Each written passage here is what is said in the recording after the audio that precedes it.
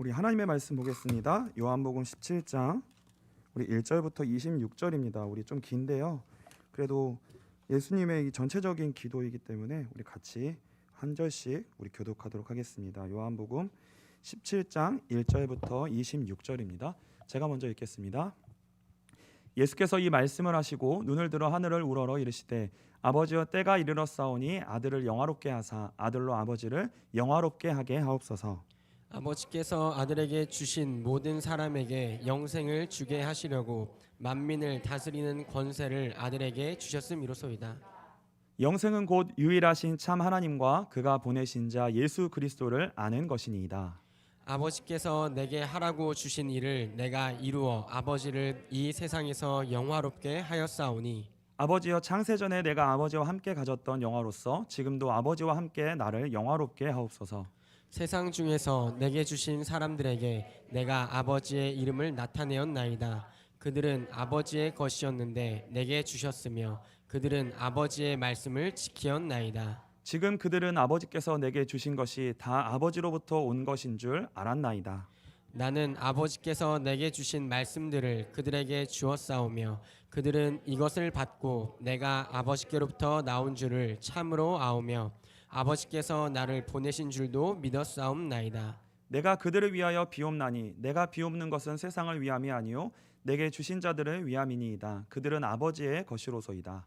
내 것은 다 아버지의 것이요 아버지의 것은 내 것이온데 내가 그들로 말미암아 영광을 받았나이다. 나는 세상에 더 있지 아니하오나 그들은 세상에 있사옵고 나는 아버지께로 가옵나니 거룩하신 아버지여 내게 주신 아버지의 이름으로 그들이 보전하사 우리와 같이 그들도 하나가 되게 하옵소서.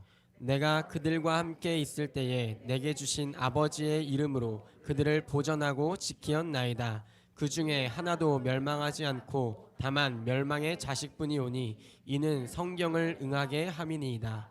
지금 내가 아버지께로 가오니 내가 세상에서 이 말을 하옵는 것은 그들로 내 기쁨을 그들 안에 충만히 가지게 하려 함이니이다.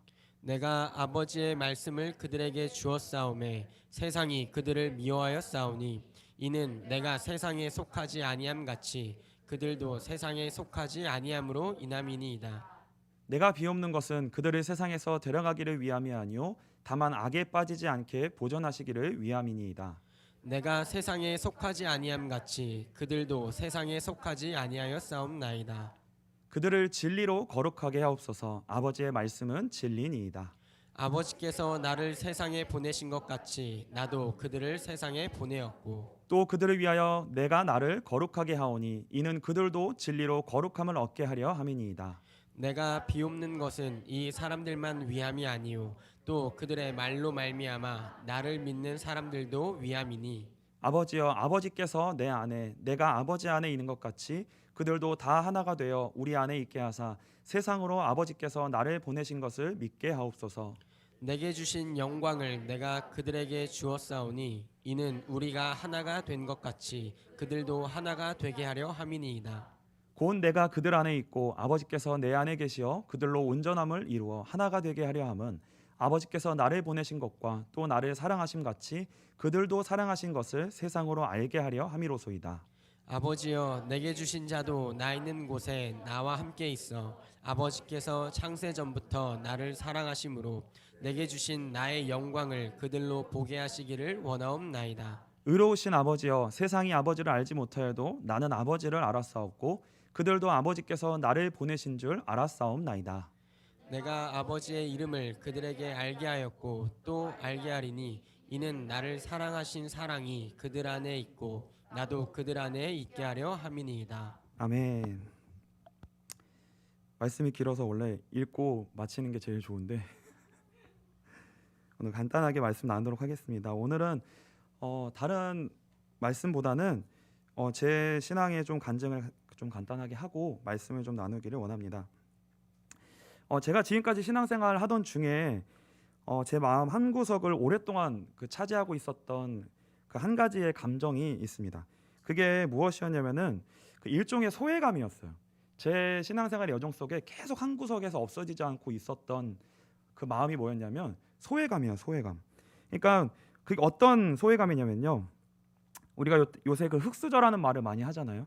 그러니까 그 흙수저라는 말을 언제 쓰냐면 다른 사람과 비교했을 때 나의 인생이 굉장히 상대적으로 박탈감을 느끼는 거예요. 굉장히 그 상대적 박탈감을 느낄 때 제가 제 안에 계속 그런 소외감과 상대적 박탈감 같은 그런 마음이요, 제 안에 지워지지 않는 것처럼 굉장히 오랫동안 있었습니다. 마치 저만 뒤처져 있는 것 같고 제가 아무리 노력하고 애써도 일반 다른 사람들처럼 평범하게조차도 사라지지 않는 것 같은 그런 모습이 좀 있었고요. 그래서 저 자신을 볼 때 너무나도 좀 절망적인 느낌, 이런 게요 굉장히 제 마음에 그 생생하게 그 고통 같은 걸로 느껴졌어요. 그러니까 제가 제 자신의 현실을 볼 때마다 계속 좀 아픔이 있고 고통이 좀 느껴졌거든요. 근데 제가 느낄 때는 유독 또 저만 그런 것 같은 거예요. 다 사람들이 다 그렇게 느끼겠지만 저도 유독 저만 그런 것 같이 느꼈어요. 그래서 나무로 비유를 하자면요, 다른 나무들은 굉장히 잎이 청청해요.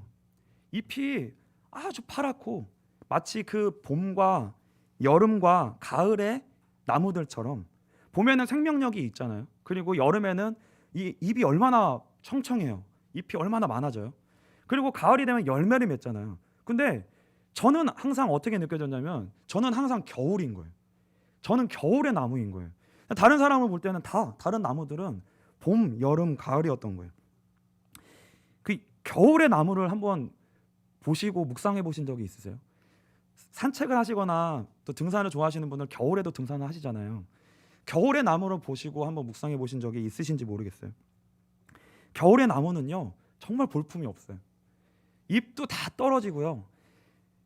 봄, 여름, 가을 때 치장했던 그 자신을 치장했던 아름다운 모든 것들이 다 사라져 있고요. 앙상하게 가지만 남아 있습니다. 추위예요. 추위가 오면 추위대로, 뭐 눈이 오면 눈대로, 비 오면 비대로 다 맞는 거예요. 가릴 것이 하나도 없고 그냥 딱 그 앙상하게 혼자만 딱 남아 있는 거예요. 그 자리에 남아 있는 거예요. 막 잎이 떨어지기 시작하는 거예요. 저도 지금 머리카락이 좀 떨어지고 있거든요. 아니 그 목사 한수 그 사진을 올렸는데 그 가르마가 좀 안 좋게 그날 가르마가 좀 안 좋았어요. 굉장히 비어 보이는 거예요. 아, 얘 지금 막 떨어지고 있구나 지금. 아직도 겨울이네. 아직도 겨울이야. 이게 진짜 겨울의 나무는 이게 벌거벗은 상태로 있는 거예요. 벌거벗은 상태로.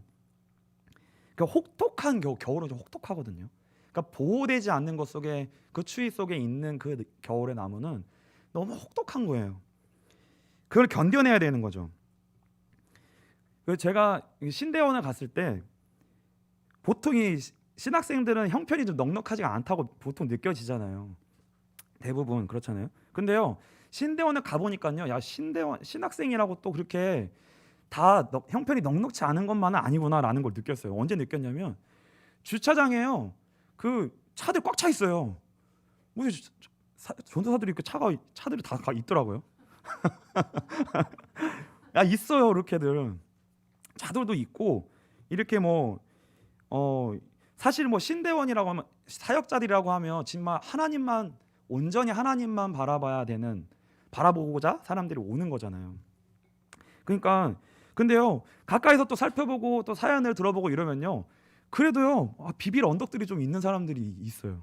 비빌 언덕들이 좀 많이 있는 것처럼 보이고 제가 유독 그렇게 느껴졌던 것 같아요. 그래서 제가 느낄 때는 어떻게 느껴졌냐면 정말 하나님을 바라보지 않으면 잠시도 살 수 없을 것 같고 숨을 쉴 수도 없을 것 같은 정말 그런 아주 갈급한 심령을 가진 것처럼 보이는 사람이 많지 않은 것처럼 보여지는 거예요. 뭔가 그래도 비빌 언덕이 있고 그래도 좀 괜찮은 것 같고, 그러니까 날마다 정말 기도하고 잠시라도 하나님께 구하지 않고 1분 1초라도 하나님께 매어 달리지 않으면 안 될 것 같은 것 속에 그런 갈급함 속에 하나님을 향하여 나아가고 있는 것처럼 보이는 이런 사람들이 사실은 의외로 찾기가 쉽지 않다는 거예요. 제가 그렇게 막 잘났다는 게 아니라 제가 그렇게 막 느껴졌다는 거예요. 그렇게. 그런데 난 이제 제가 생각해 보면은 왜 그렇게 내가 힘들었을까 생각해 보니까 막 살펴봤어요. 제 인생 여정을 좀 돌아봤어요. 그러니까 왜 또 힘들었을까 생각해 보니까 제가 20대 초반에 군대를 22살에 가게 됐는데 제가 가자마자 2주 만에 폐결핵에 걸렸거든요. 그래서 목사님은 뭐 공익이신데 그래도 한 달 채우셨대요. 그래도 훈련소에서. 저는 훈련소에서 2주밖에 못 있었어요. 목사님은 사격이라도 해보셨거든요. 저는 사격은 못 해보고 총만 잡고 그 총알 없는 거 총 잡고 그 위에다가 이제 사격 조준하는 연습하거든요. 그 위에 바둑으로 올려놓고 연습을 해요. 저는 그 연습만 했어요. 연습만. 총도 쏴보지도 못하고 2주 만에 병원에 입원하게 됐거든요. 그래서 근데 너무 심하게 알아가지고 제가 거의 4개월을 병원에 있다가 전화 오셨나 본데 4개월을 병원에 있다가 제가 제대하게 됐는데 이때 너무 심하게 폐결핵을 알아가지고 온몸에 기운이 다 없어진 거예요. 제 기운이. 그래서 일반적으로 사람이 기본적으로 다 체력이 있잖아요. 기본적으로. 근데 전 기본 체력 자체가 없는 거예요. 기본 체력 자체가. 그러니까요. 여러분 아침에 일단 일어나기가 힘들어요. 몸이 너무 무거워요. 그냥 기본적으로. 그냥 무겁고 그냥 사는 게 힘든 거예요. 그냥 몸이 그냥 무거우니까. 그러니까 일반 사람들이 기본적으로 할 수 있는 그 삶이 저는 그거 하는 게 조차가 힘든 거예요. 그냥 그게요. 그러니까 하나님이 저를 이런저런 방법으로 낮아지게 하시고 약해지게 하셨는데 근데 그게 너무 힘든 거예요. 왜냐하면 기본이 안 사라져요. 기본이. 아니 기본적인 삶은 사라져야 될 거 아니에요. 일반 사람들은 기본 의지와 힘과 가지고 기본적으로 할 수 있는 삶을 살잖아요. 그게 안 되는 거예요. 그게 얼마나 힘들었겠어요. 그러니까 그때 저는 제가 다른 사람 볼 때 어떻게 느꼈냐면 나는 예수님을 믿는데 하나님을 믿는데 기본도 안 사라지는 거예요. 근데 믿지 않는 사람들을 보면 이 사람은 믿지 않는데도 얼마나 잘 살아가고 얼마든지 능력이 있고 많은 일들을 해내는 것들을 보게 되는 거예요. 그러니까 나는 뭐지? 나는 예수를 믿는데도 왜 기본도 안 되는 걸까? 그럼 나는 도대체 이게 뭘까? 나는 어떻게 살아야 될까? 그런 여정에서 제가 진짜 그 소외감과 그 상대적 박탈감을 굉장히 많이 느꼈어요. 제가 이 예수를 믿고 은혜를 받으면서도요. 이게요. 근데 가장 제가 그 낮아지고 어렵고 가장 연약해졌을 그때 사실 하나님 그때 찾아와 주셔서 그때 은혜를 주시더라고요. 그러니까 정말 신기하게도 은혜가 그냥 임하는 게 아니라 정말 낮아졌을 때, 정말 제가 낮아졌고 약했을 때 그때 하나님이 은혜를 주시더라고요. 그래서 제가 이제 목사 안수를 저도 지금 아직도 어색하거든요. 아직도 어색해요. 일부러 그래서 의식을 안 해요. 의식을 하면 무게에 눌려서 짓눌릴까 봐 의식을 잘 안 하고 있어요. 지금도. 근데 목사 안수를 받으면서 그 이전에 그 시절들을 좀 돌아보게 됐어요. 내가 어떻게 지금까지 걸어왔나 이런 시간들을 걸어오면서 보니까 제가 가장 어렵고 힘들다고 가장 낮아졌다고 했던 그때에 하나님이 가장 귀한 은혜들을 주셨더라고요. 그때가 남들은 그때 2년이라는 시간을 군대에서 보냈어야 되는데 하나님이 저를 어떻게든 극박하게 그냥 불러내셔가지고 집에다 그냥 밖에도 못 나가게 하시고 나갈 체력도 없게 하시고 그냥 방 안에다 딱 두시고요. 그 은혜를 주셨어요. 그 2년이라는 시간이 저에게는 누구에게도 말할 수 없는 하나님과만의 어떤 은혜의 시간들, 그런 깊은 은혜의 시간들을 너무나도 감사한 시간들을 보냈거든요. 그래서 정말 그 밖에 산책 나갈 그 체력이 없었어요. 산책 나갈 체력이 없었어요. 잠깐 밖에 한번 나갔다 오면 바로 쓰러져서 잠을 자야 됐을 정도로 체력이 없었거든요. 근데 그때 하나님이 은혜를 주셔서 그 은혜를 받으니까요 잠이 안 올 정도로 막 은혜가 임하는 거예요. 잠이 안 올 정도로 은혜를 임하고 그 정도로 하나님이 은혜를 주셨는데 근데 그때 제가 어떤 생각을 했냐면 제가 잘 안 사라졌었잖아요. 그러니까 이제 하나님이 이렇게 은혜를 주시니까 내가 이전보다는 좀 더 잘 살아지지 않을까 이제 나도 내 인생도 겨울을 지나서 다른 사람들처럼 봄, 여름, 가을처럼 이제 나도 금방 열매를 좀 맺고 뭔가 다른 사람이 보기에 나도 그럴싸한 예수를 믿으면 은혜를 받으면 이렇게 되어준다고 얘기할 수 있을 만한 그런 인생으로 나도 금방 회복되지 않을까라는 기대를 가졌었어요. 근데요, 신기하게도 하나님이 저에게 주신 은혜는요, 당장에 저를 세우고 저에게 어떤 결과를 주시고 다른 사람에게 그것을 증거할 수 있도록 하는 길로, 저를 그 길로 금방 인도하시게 하기 위한 은혜가 아니라요, 저에게 하나님이 주신 은혜는 어떤 은혜였냐면 오히려 철저히 더 겨울의 나무가 되게 하는 자리로 가게 하기 위한 은혜였어요. 그게 굉장히 그때는 힘들었는데 지금 돌아보니까 그랬더라고요. 하나님이 저에게 주셨던 은혜는 금방 봄, 가을, 봄, 여름, 가을의 나무로 자라게 하기 위한 게 아니라 좀 더 겨울의 나무로 자라게 하기 위한, 좀 더 겨울을 지나게 하기 위해서 은혜를 주신 거였어요. 여러분들이 그 나무에게요, 겨울이 어떤 의미일까요? 나무에게요, 겨울이 불필요한 것처럼 보일 수 있거든요. 나무에게 필요한 것은 꼭 우리가 느낄 때 열매를 맺고 그 목적이 가을에 있는 것처럼 느껴져요. 근데 겨울은 필요가 없는 것처럼 느껴지잖아요. 근데요, 겨울은요 어떤 시기냐면 봄과 여름과 가을을 준비하는 시간이에요. 봄과 여름과 가을을 준비하는 시간입니다.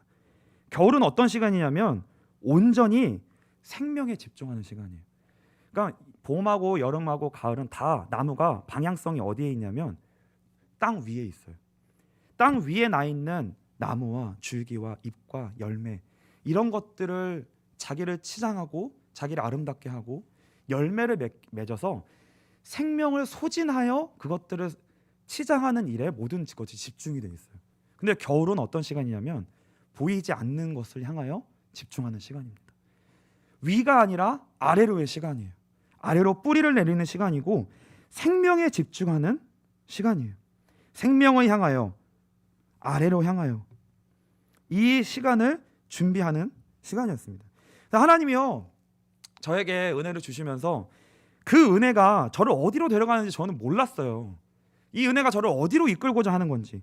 그러니까 그걸 몰랐으니까 저는 그 은혜가 임하자마자 뭘 꿈꿨냐면 위를 꿈꾼 거예요. 계속 그 은혜를 보자마자 계속 위를 꿈꾼 거예요. 야, 이제 은혜를 주셨으니까 내가 봄이 오지 않을까? 여름이 오지 않을까? 계속 그걸 기다리는 거예요. 언제 피지? 언제 피지? 나는 언제 다른 사람처럼 잎이 더 충청해지지? 잎수가 더 많아지지? 나는 언제 아름다워지지? 나는 언제 다른 사람에게 얘기할 만한 것들이 나에게 있어질까? 어떻게 그런 모습으로 내가 변화될까? 나는 언제 열매 맺지? 계속 그걸 갈망하는 거예요. 은혜를 받으면 그것 가지고 그걸 자꾸 갈망하는 거예요. 근데요, 저의 여정은 뭐예요? 하나님이 저를 어디로 더 인도하셨다고요? 봄, 여름, 가을이 아니라 그 은혜는 겨울을 준비하기 위해서 은혜를 주셨다니까요. 근데 제가 방향이 안 맞았잖아요. 그러니까 저를 보고 어떻게 느꼈냐면요, 저는 저 자신을 바라볼 때요 계속 죽은 것처럼 보이는 거예요. 은혜를 받고 있는데 계속 죽어 있는 자로 보여져요. 왜요? 금방 봄이 안 와요. 저한테는 봄이 안 오고 변화가 없어요. 겨울에 나무가 변화가 있나요? 겨울에 무슨 잎을 기대해요. 그 시간은 그걸 기대하는 시간이 아니잖아요. 그게요. 그 겨울은 온전히 생명을 뿌리를 내리는데 다 드려야 되는 시간이라고요. 그걸 위한 시간이었다고요. 근데 저는 그거를 보고 야, 이게 생명에 내리는 시간이구나라고 느낀 게 아니라 왜 난 죽어가고 있지? 왜 은혜를 받는데 왜 세워지지 않지? 왜 하나님 응답하시지 않지? 계속 그렇게 느낀 거예요. 아무 변화가 없는 것처럼 보이는 제 인생을 이해하고 받아들이기가요 너무 어려웠어요. 그래서요 그것이 포기되어질 때쯤에 다시 은혜 앞에 나가는 거예요. 그렇게 은혜를 받았어요. 그래서 저한테 여러분들 그 요새 은혜라는 그 찬송이 되게 인기가 있잖아요. 모든 것이 은혜, 은혜, 다 모든 것이 은혜였다. 여러분들이 그 은혜라는 거를 들을 때 감격이 있잖아요. 근데 저에게 은혜라는 단어는 감격도 있는데요. 어떠한 느낌도 있냐면요. 저에게 은혜라는 것은 동시에 고통을 가져다 주는 것도 있었어요. 왜냐하면 저에게 하나님 허락하여 주신 은혜는요, 그 은혜를 받으면 위로 다른 것을 꿈꾸게 하는 은혜가 아니라 저에게 주신 은혜는 다른 어떤 동기도 가질 수 없도록 하는 자리로 가게 하는 은혜였기 때문에 그래요. 은혜를 받고 나면 여러분들 다 어떻게 생각해요? 소망을 갖잖아요. 바로 은혜를 받으면 여러분 기분이 좋잖아요. 회복될 것 같잖아요. 영혼이 살아나잖아요. 그럼 뭘 꿈꿔요? 그때부터 위를 바라본다니까요. 그게요. 근데 저에게 주신 은혜는요, 위로 바라보게 하지 않는 거예요. 자꾸 아래로만 향하게 하는 거예요. 그게 고통인 거예요. 여러분들, 그러니까 예수를 믿는데 예수를 믿음으로 인하여 내가 어떠한 조건과 결과를 기대할 수 없이 여러분이 계속 예수를 믿어야 된다고 생각해 보세요. 그게요, 쉬운 길이 아니에요. 그래서 제가 할 수 있는 거는요, 그 은혜를 받는 거였어요. 근데 그 은혜는 하루에 숨을만 쉬게 하는 은혜예요. 그 하루를 견디게만 하는 은혜예요. 그것처럼 보이는 은혜예요. 그러니까 저희가 느낄 때는 은혜가요, 효율성이 없어요. 아무 효율성이 없이 느껴지는 거예요. 은혜가 그냥 오늘 하루 살게 하는 것이 다예요. 이게 그렇게 느껴지는 거예요. 여러분들이 근데 그럴 때가 있을 거예요. 야, 은혜 맨날 받는데 그 은혜가 어떠한 결과를 만들어내지 않는다고 느껴질 때, 은혜를 받았는데 내가 변화되지 않는다고 느껴질 때, 은혜 받아서 뭐해? 은혜 받아서 뭐해? 은혜 받아서 뭐 하실 거예요? 엇바꿔 먹을 것도 아니고. 그럴 때가 온다니까요. 그게요. 은혜 받아서 뭐해? 너무 갈급하고 간절할 때는 은혜가 그렇게 가치가 있는데, 은혜만 계속 받으라고 하면 그 은혜가 쉽지가 않은 거예요. 만나가 그래요. 만나만 계속 먹으라고 하는 거예요. 근데 그게 어렵다니까요. 아무 동기가 없이 은혜만 받으라. 그 은혜로만 내봐라. 그게 쉬운 게 아니었다는 거죠. 그래서 이런 길을 제가 걸어오면서 조금씩 제 정체성을 제가 확인을 하게 된 것 같아요. 그리고 하나님 나라에서 제가 감당해야 될 영역이 어디일까? 제가 감당하고 심부름해야 될 영역이 어디일까? 이거를 제가 좀 확인하게 된 것 같아요. 그게 무엇이었냐면 바로 이겁니다. 오랫동안 겨울을 살아내야 될 사람들을 위해 하나님이 저를 준비시키시고요, 부르셨던 거예요. 그래서 여기도 있을 거예요. 여기도 있을 것이고, 겨울을 준비하도록 하나님이 부르신 그 시기들이 있어요. 그 시기들이 있습니다. 위를 올라가는 시기가 아니라 준비하는 시기. 근데요, 아무도 우리를 거들떠보지도 않아요. 아무도 가치 있게 여기지 않아요. 여러분들이 그렇게 하나님 앞에만 매달려서 은혜를 받고 예배를 드리는 시기인데, 아무도 여러분들을 귀하게 여기지 않는 시기예요. 알아보지 않는 시기예요. 아무 가치도 없다고 보는 그 시기. 그 시기를 살아내야 될 분들을 위해 제가 부름을 받았다는 걸 어느 날부터 조금씩 알기 시작했어요. 근데 하나님 나라에는요, 봄도 있고 여름도 있고 가을도 있어요. 다 각각 하나님이 여러분들을 그 영광을 담당하는 자리로 인도하실 거예요.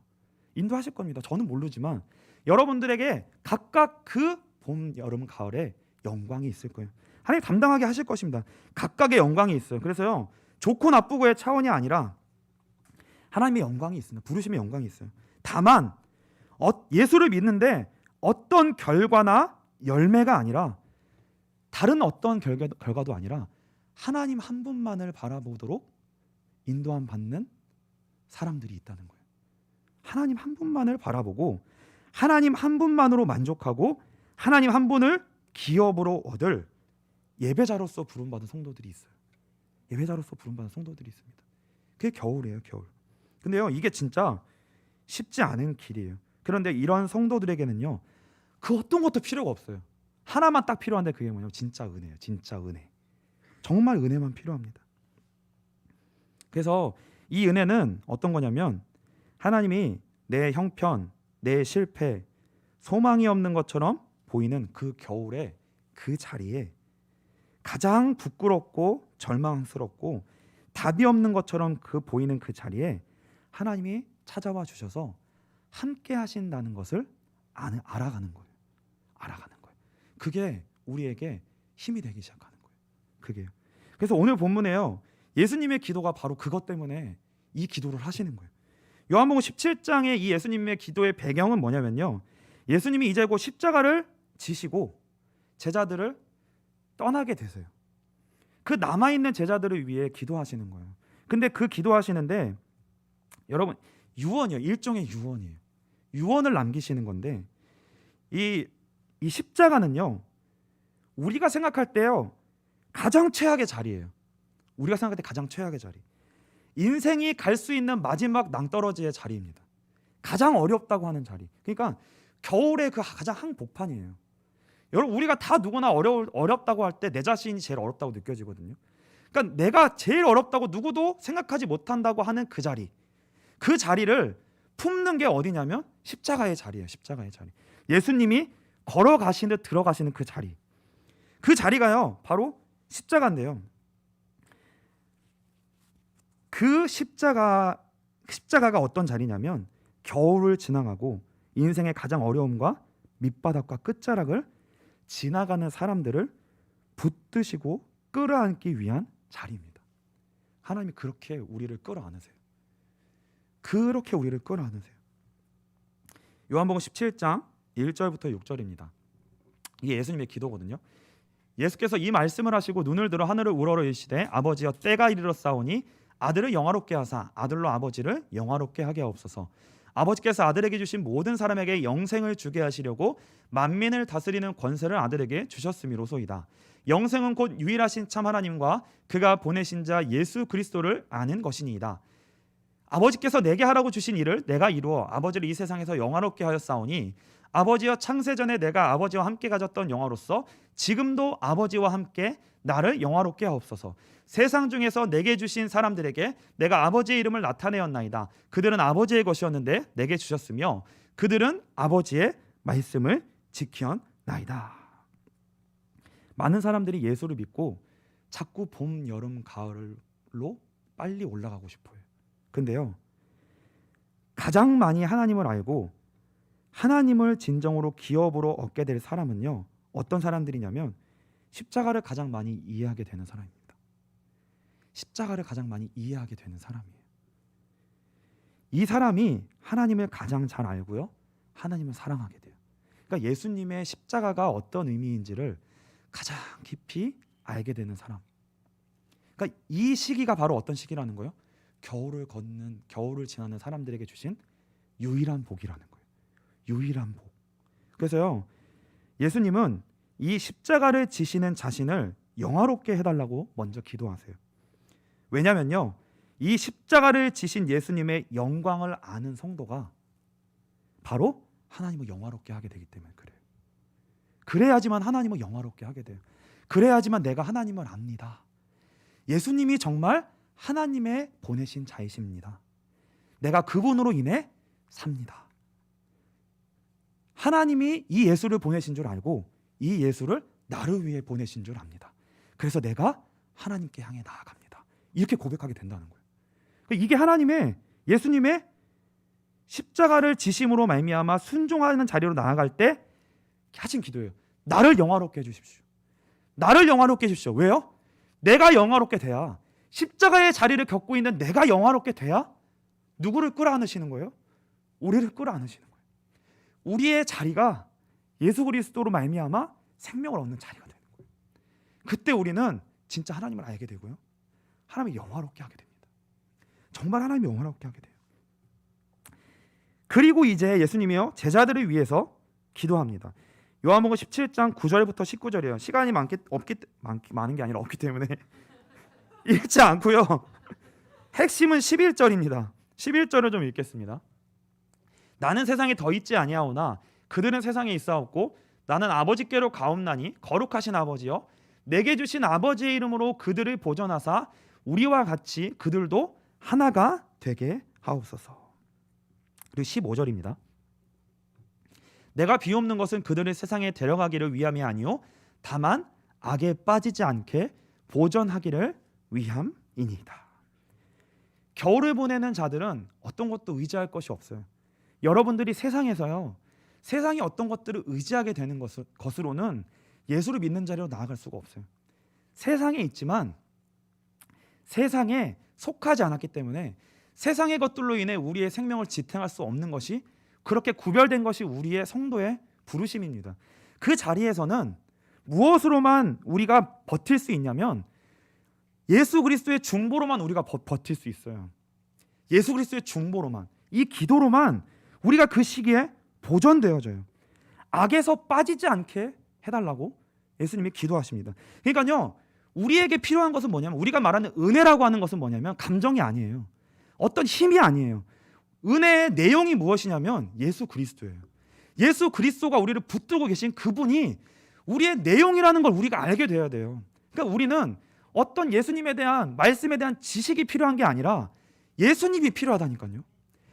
예수님 그분이 필요하세요. 그분이 계셔서 그분이 우리를 붙들어 주셔야 돼요. 그것으로만, 예수님으로만 우리는 진짜 생명을 얻는 거예요. 생명을 누릴 수 있고요. 이 세상에서 악으로 말미암아, 죄로 말미암아 사망해서 보존되어집니다. 보존되어져요. 하나님이 우리를 그렇게 붙들고 계세요. 그래서요, 그렇게 하심으로 하나님 우리에게 궁극적으로 이끄시고자 하시는 것이 뭐냐면 이거예요. 성부 하나님과 성자 예수님이 하나이셨던 것처럼 이제 우리도 하나가 되게 해달라고 기도하십니다.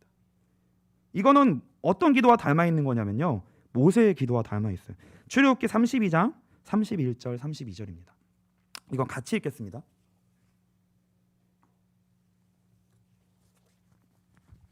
우리 같이 읽겠습니다. 모세가 여호와께로 다시 나아가 여짜오되 또서이다. 이 백성이 자기들을 위하여 금신을 만들어 싸우니 큰 죄를 범하였나이다. 그러나 이제 그들의 죄를 사하옵소서. 그렇지 아니하시면 원하건대 주께서 기록하신 책에서 내 이름을 지워 버려 주옵소서. 33장 13절입니다. 출애굽기 33장, 이것도 같이 읽겠습니다. 내가 참으로 주의 목전에 은총을 입었사오면 원하건대 주의 길을 내게 보이사 내게 주를 알리시고 나로 주의 목전에 은총을 입게 하시며 이 족속을 주의 백성으로 여기소서. 계속 읽겠습니다. 19절까지. 여호와께서 이르시되 내가 친히 가리라. 내가 너를 쉬게 하리라. 모세가 여호와께 아뢰되 주께서 친히 가지 아니하시려거든 우리를 이곳에서 올려보내지 마옵소서. 나와 주의 백성이 주의 목전에 은총을 입은 줄을 무엇으로 알리이까? 주께서 우리와 함께 행하심으로 나와 주의 백성을 천하 만민 중에 구별하심이 아니니까. 여호와께서 모세에게 이르시되 내가 말하는 이 일도 내가 하리니 너는 내 목전의 은총을 입었고 내가 이름으로도 너를 알미니라. 모세가 이르되 원하건대 주의 영광을 내게 보이소서. 여호와께서 이르시되 내가 내 모든 선한 것을 내 앞으로 지나가게 하고 여호와의 이름을 내 앞에 선포하리라. 나는 은혜 베풀 자에게 은혜를 베풀고 긍휼히 여길 자에게 긍휼을 베푸느니라. 아멘.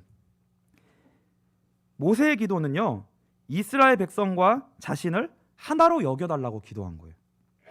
범죄한 백성을 자신과 하나 되게 여겨달라는 거예요. 어떻게 해요?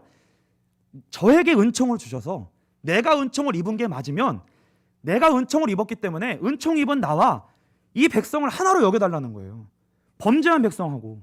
그래서 나에게 은총을 주셔서 이 은혜가 이들에게 흘러나가게 해달라는 거예요. 이게 모세의 기도였어요. 그래서 나에게 은총을 입혀주십시오. 나에게 은총을 입혀주십시오. 이렇게 기도한 거예요. 그러니까 여러분들에게 주시는 그 은혜와 예수를 믿음으로 말미암아 내가 지금 걸어가고 있는 그 길이 나 한 사람을 위한 길이 아니라는 것을 아셔야 돼요. 그게요, 그런 길이에요. 이 기도가요, 어떤 기도냐면 예수님의 그림자예요.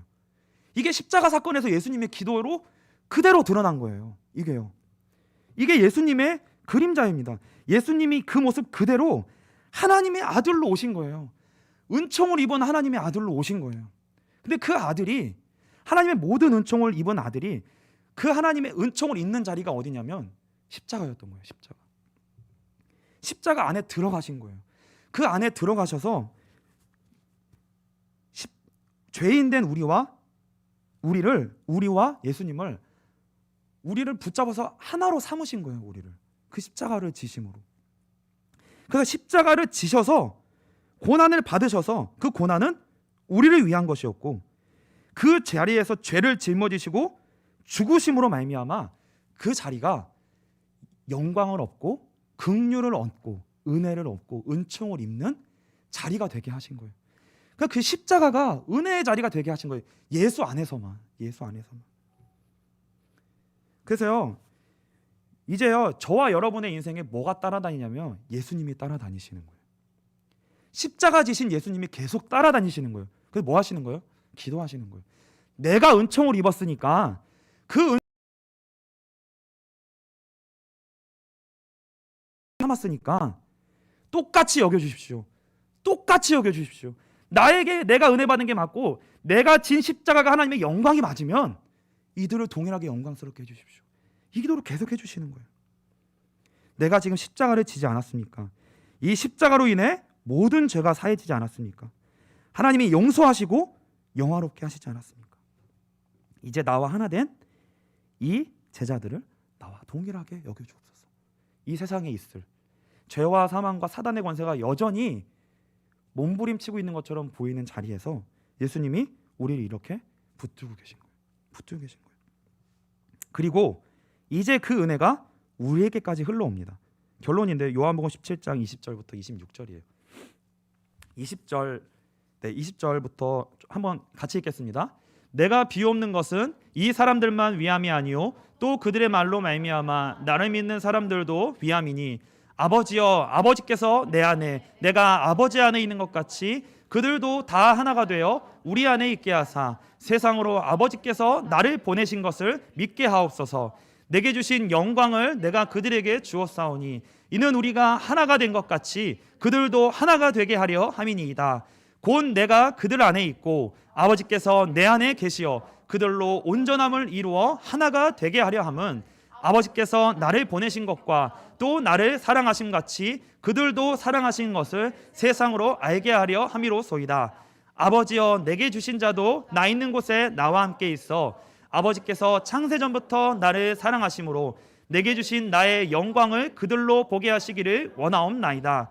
의로우신 아버지여 세상이 아버지를 알지 못하여도 나는 아버지를 알았사옵고 그들도 아버지께서 나를 보내신 줄 알았사옵나이다. 내가 아버지 이름을 그들에게 알게 하였고 또 알게 하리니 이는 나를 사랑하신 사랑이 그들 안에 있고 나도 그들 안에 있게 하려 함이니이다. 아멘. 이게 저의 부르심이고 저의 사명이고 저의 정체성인 것 같아요. 저에게 하나님이 주신 예수님의 한 부분에 닮은 사역은 뭐냐면 이 제사장적 사역으로 하나님이 저를 부르셨다는 거예요. 우리에게는 정말 이 제사장 대신 대제사장 대신 예수님이요 절대적으로 필요해요. 그리고요 그게 다예요. 다른 게 필요한 게 아니라 정말 이 예수님 한 분만 필요해요. 그리고 우리의 남은 여정의 모든 여정은 다 뭐냐면 그분을 제대로 알아가는 거예요. 그리고 그분이 우리의 것이 되는 거예요. 그게 믿음이에요. 그게 믿음. 그걸 통해 하나님을 알게 되는 것. 예수님 보내신 분이 하나님이시구나. 예수님을 하나님이 사랑하셨고 그 사랑이 우리를 위한 것이었구나. 내가 이제 하나님의 그 사랑을 받는 자가 맞구나라는 것이 진짜 여러분의 것이 되어져야 된다는 거예요. 그러려면 오직 무엇만 필요하냐면 예수님에 관한 말씀만 필요한 거예요. 다른 것이 필요한 것이 아니라. 다른 말로 하면 저와 여러분에게는 어떤 것도 필요한 게 아니라 하나님만 필요합니다. 하나님을 알아가는 것만 필요해요. 그 은혜만, 그게 예배거든요. 그게 예배. 그 예배만 필요해요. 그래서 저를 위해서 좀 기도를 해줬으면 좋겠는데요. 제가 앞으로 이 사명과 저의 정체성을 잃지 않고요. 저의 제사장적 사명은 뭐냐면 성도들의 형편에 계속 들어가는 거예요. 성도들의 자리에 계속 들어가는 거예요. 여러분이 어려워하는 그 자리에 계속 들어가는 거예요. 그 자리에 계속 들어가서 그 자리에 하나님이 찾아가셔서 하나님을 알게 하시는 그 심부름을 계속 하게 하는 거예요. 그래서 제 삶이 잘 되든 안 되든 모든 것이 예수만을 드러낼 수 있는 인생이 되게 하게 하시고 저의 인생을 통해 말씀을 듣는 분들이 저를 보는 게 아니라 저의 인생을 통해 예수님만 볼 수 있도록 그런 심부름을 할 수 있도록 은혜를 허락하여 주옵소서. 제 성경 한 구절 읽고 마치고 싶은데 죄송합니다. 두 번째 결론으로 마지막 성경 구절만 읽고 오늘 중요한 날이니까 용서해 주시고요. 고린도전서 9장 19절로 23절 읽고 같이 마치겠습니다. 같이 읽겠습니다.